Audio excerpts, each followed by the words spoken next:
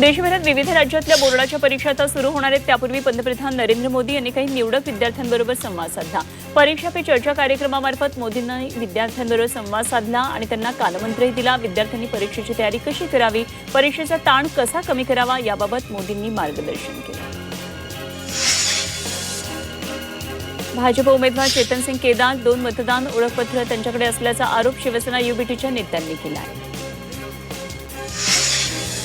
अजित पवारांच्या निधनानंतर सुनेत्रा पवारांनी तातडीनं उपमुख्यमंत्रीपदाची शपथ घेतली. त्यावरून शेकापचे सरचिटणीस जयंत पाटील यांनी जोरदार टीका केली आहे. तर ते काही मुख्यमंत्री किंवा पंतप्रधान पद नव्हतं, 15 दिवसांनी शपथ घेतली असती तर काय बिघडलं असतं असा सवाल त्यांनी उपस्थित केला. अखेर बालगंधर्व चौकामध्ये युवक काँग्रेसनं केंद्र सरकारविरोधात जोरदार आंदोलन केलं. आंदोलकांनी मोदींविरोधात घोषणाबाजी केली.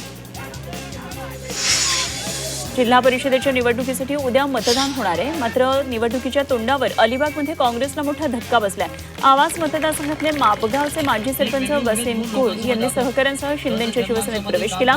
आमदार महेंद्र दळवी आणि उमेदवार दिलीप भोईर यांनी त्यांचं पक्षामध्ये स्वागत केलं. जिल्हा परिषद आणि पंचायत समितीसाठी उद्या मतदान होत आहे. नागरिकांना निवडणुकीसाठी मतदान केंद्र आणि नाव शोधण्यासाठी मताधिकार हे मोबाईल ॲप वापरता येणार आहे. या ॲपमध्ये मतदाराचं नाव शोधण्यासाठी 2 पर्याय उपलब्ध करून देण्यात आलेत. मतदाराचं संपूर्ण नाव किंवा मतदार ओळखपत्राचा क्रमांक नमूद करून नाव शोधता येणार आहे.